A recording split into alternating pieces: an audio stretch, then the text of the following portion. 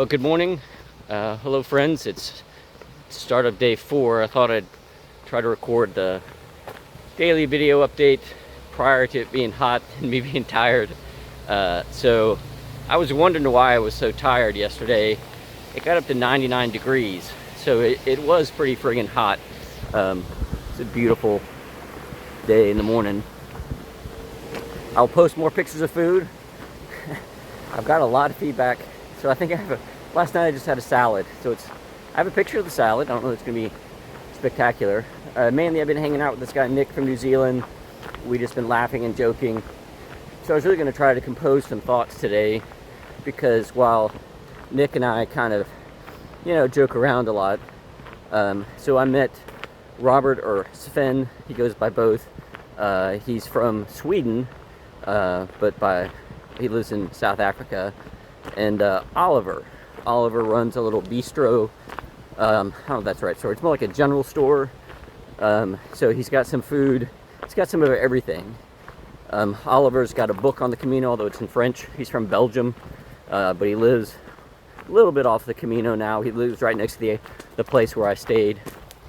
But so while, mostly I'm joking around and just having a good time, and we were with Robert. Robert's hilarious. Robert said that since I'm from the United States, I could sleep soundly because he brought a gun, so I could feel more at home and more at ease. He was joking. He didn't really bring a gun, but he's got a dry sense of humor. It's very funny. And so we're talking with him and find out that the real reason he's doing the Camino is he's had some pretty significant personal tragedy. And in talking to Oliver and why he has his store, he's done the Camino 15 times. And the Camino really means something to him. He's had a lot of personal issues in his life. So just had to remember that Gabrielle, who did the Camino, is doing the Camino, she was really adamant that, that the religious reasons are really important to her, and that carrying her own pack really symbolized, carrying her burdens. I'm going to pause it for just a second while this person walks by. So I just try to remember and be cognizant that, we're all different. One of the great things about this, a few minutes ago, I was talking to a guy from Italy for a little while. Last night I met Pedro, or Peter, from Poland, Nicole from France, who I've run into several times. It just reminds us that we're all different.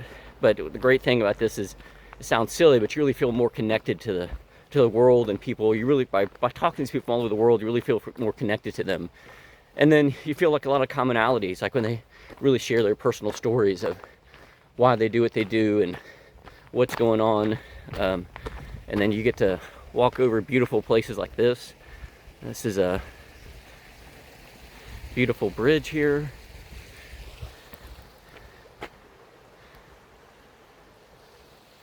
So I just kind of wanted to share that kind of thoughts that are on top of my head of meeting different people, sharing a little bit of their humanity and the feeling of connectedness to the entire world.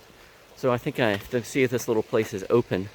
I may stop at this little bistro and get some coffee, even though I've had a little bit of coffee. The coffee that they have, I gotta say, I think we're spoiled with good coffee in Athens, Georgia.